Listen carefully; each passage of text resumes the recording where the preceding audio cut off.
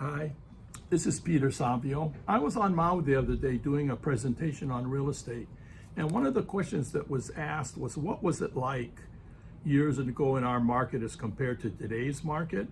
And basically, I've been involved in real estate for about 60 years, so I kind of went back to the 1960s and was sort of explaining what our market was like. And housing was expensive, but wages were low, and I think I've talked about that in some of the other tapes.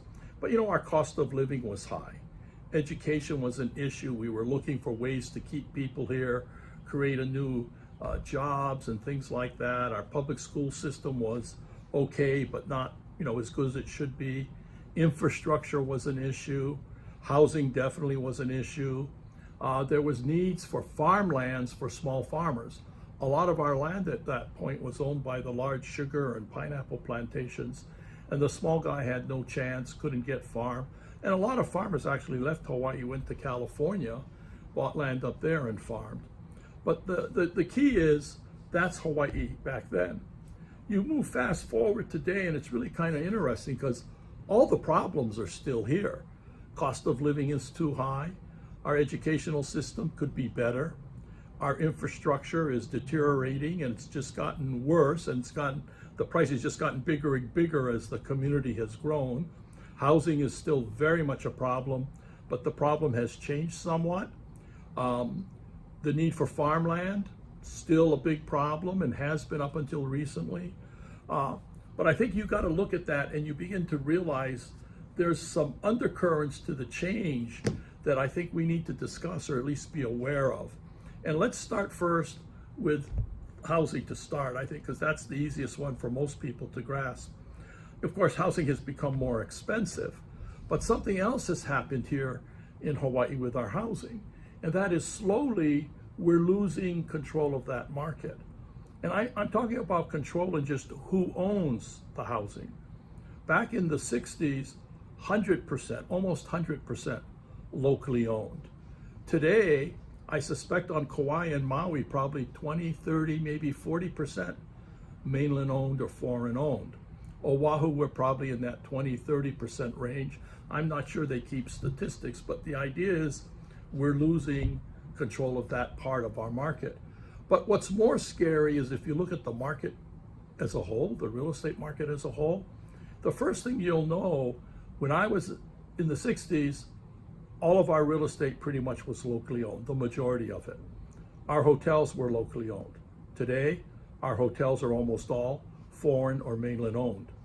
Back then, our shopping centers were locally owned.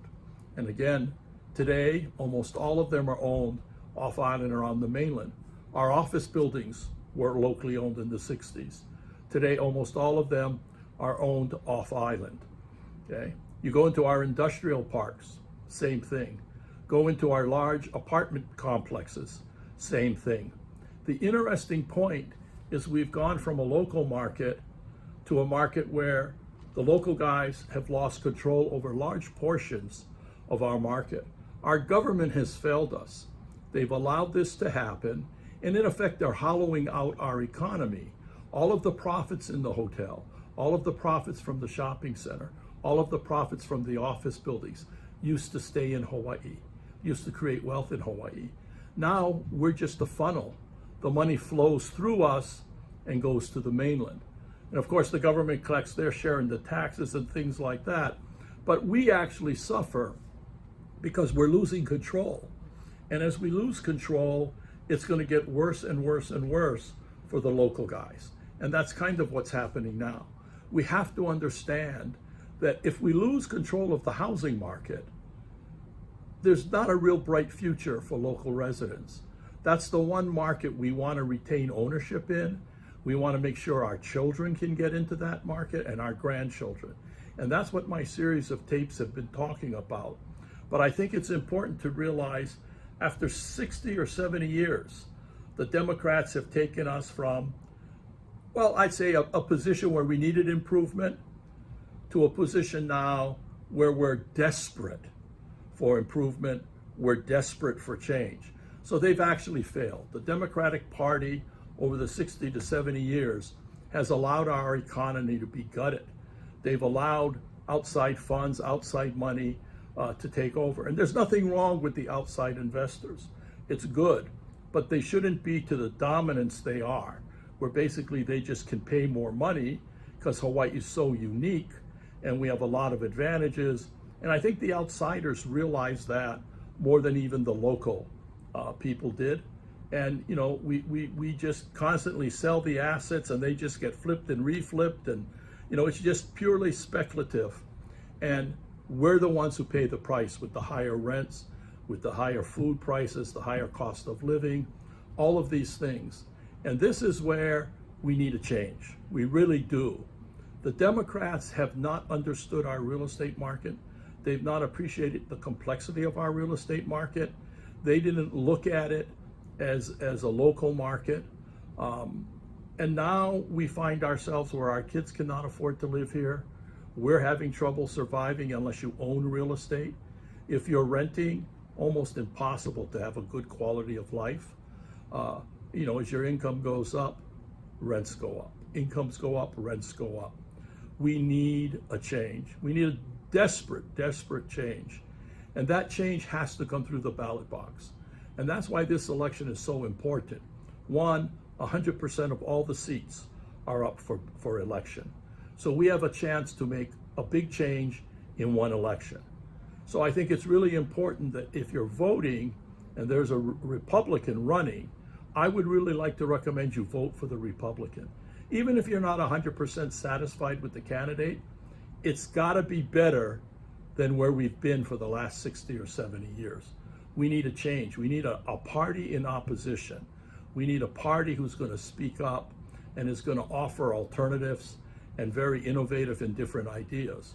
And right now, the Republicans on housing have a really great program, and they're looking at trying to help solve the problem and kind of guarantee that local people can live, own a home, can thrive here, their children can. Whereas the Dems, they don't have a program. They talk about their 10 points, and they're the same 10 points they talked about 20, 30 years ago. You know, it hasn't worked. It's not going to work now. It didn't work then. And it's almost ridiculous that they'd be proposing the same old, same old. But that's what happens. And we unfortunately keep on electing them.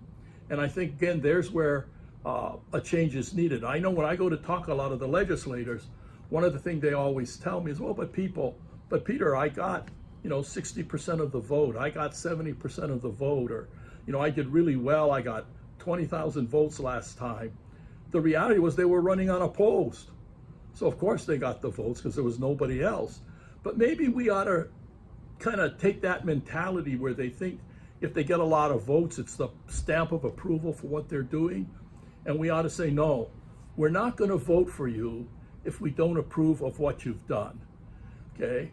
So even if a guy's running unopposed, I think a Democrat who would sit there and say, well, I got 6,000 votes last time, if all of a sudden it dropped to 2,000 or 3,000 because a whole bunch of people said, yeah, I'm not happy with him, I'm not going to vote for him. We're still going to vote, and you're going to vote where there are people running against each other, but where you have someone who's unopposed, it might be a good idea if you're not happy with him to hold your vote. And because what it is, it's a vote to tell him you're not happy. And I would use this election that way to let these guys know we're angry, we're unhappy, we want change.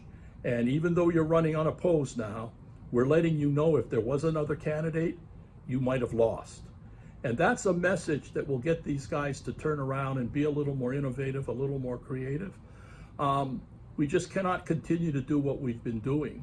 In another 5-10 years, that's 60% of our population that lives paycheck to paycheck is going to have to move away. They cannot stay. They won't be able to afford to. Our costs are going up too high. Now that the cost of living's increased, we've got all kinds of problems. Again, we've had these problems for 60 years and they haven't solved them. The cost of living is another good example of how we talk about it, but we don't solve it. We don't give the people the solution that will work. And I think a really good example there is this community solar. We came out with solar, and hundreds and thousands and tens of thousands of people were able to put solar on their roofs and get rid of their electric bill or greatly reduce their electric bill. and that gave them extra spending money. But again, that program was only for the wealthy. You had to own a house. So it only appealed to the 40% that are owner occupants. And I realized too, a lot of people in condos and townhouses, they couldn't do it. But the reality is the people who need the help are the people that live or rent units and they don't own.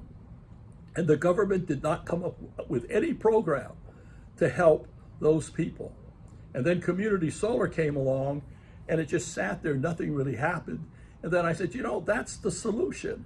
We got to do a condo photovoltaic farm, sell the tenants an interest in it, even get the government to subsidize their purchase or finance their purchase, because then the government's making the positive statement, we're doing something that's going to cut your electric cost for 20 or 30 years. Imagine, it might be $300 or $200 a month, but for a lot of families, that makes the difference. That takes the pressure off. And again, it's such an easy solution. The program existed, but nobody in government saw it as benefiting the local people. Community solar became something you get a big mainland company to come in and do and throw in a couple big local companies to buy the electricity, so you could say it's community. Just everything we've done has been about size rather than about the people of Hawaii, about helping the little guy navigate this changing economy of ours, helping the little guy survive, giving those families a better quality of life, giving them a chance to thrive and to grow and to do something great things instead of working 3 and 4 jobs, not being able to spend a lot of time with your family. We are doing everything wrong in terms of housing, and it needs to change. We did everything wrong in terms of cost of living. We've allowed it to get away from us, and we don't have the programs to help our people. I think the first one would be the photovoltaic condo. You think the government would come out and say all photovoltaic farms going forward must be photovoltaic condominiums and must be sold to the local residents, and it must benefit all of our people. That's the kind of leadership we need, and that's the kind of leadership that's missing. There are a lot of good people in the Democratic Party. The problem is there's no imagination, there's no creativity, there's no willingness to be different, there's no willingness to try something new, because they don't have to. There's no need to. The people must be happy because they keep on electing them. That's their mentality. And they've been doing this now for years, where the solutions are all around us. We can correct our problems. We can turn our economy around. We can make it more friendly for the local guys. The key is the Democrats are incapable of doing it. They've had the 70 years and they failed. I really would like to recommend you give the Republicans a shot. Give them a chance. This is the election to do it. So I encourage everyone to spread the word. We need change. We have to try something different. The Republicans cannot be any worse than the Democrats. And I can guarantee you, just the little bit I've been working with them and helping them with their housing policies and the programs that they're willing to support, they get it, they see it, they care. And their motto about "we stand," I think is very true.